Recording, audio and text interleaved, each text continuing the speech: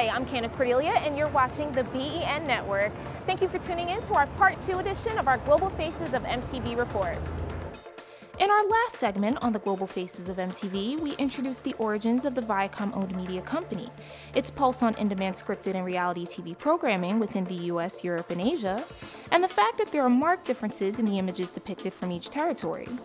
In this piece, we will look at the broadcasting rules and regulations of all three to see how they are able to affect what and who we view on the small screen. In the United States, the Federal Communications Commission, or FCC, governs broadcast law, which includes not only cable television, but radio, public broadcasting, and frequency allocation, for example. The FCC does not dictate the selection of broadcast programming as stated on its official website, but can place restrictions on indecent programming, limits on the number of commercials aired during children's programming, and rules involving candidates for public office. Also, the FCC administers certain guidelines explicitly created to produce rivalry between media channels and companies providing services to the general public.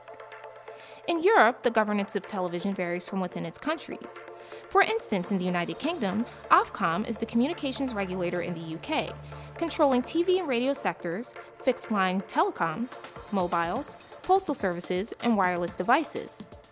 According to their website, Ofcom makes sure that people in the UK get the best from their communication services and are protected from scams and sharp practices, while ensuring that competition can thrive.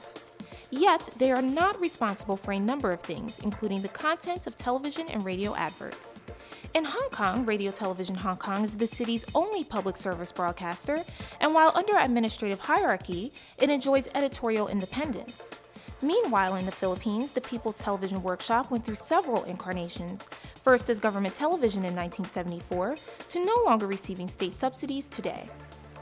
Broadcast regulation officials, at least in the United States and in parts of Europe and Asia, are not at the helm in making significant television programming decisions. So let's turn to some other brains behind the images MTV is selling, the marketers. Thank you for tuning in to our Global Faces of MTV report Part 2, and stay tuned to Part 3 of our segment, where we'll look at the marketing magic and music behind the legendary channel. As always, we welcome your comments and suggestions.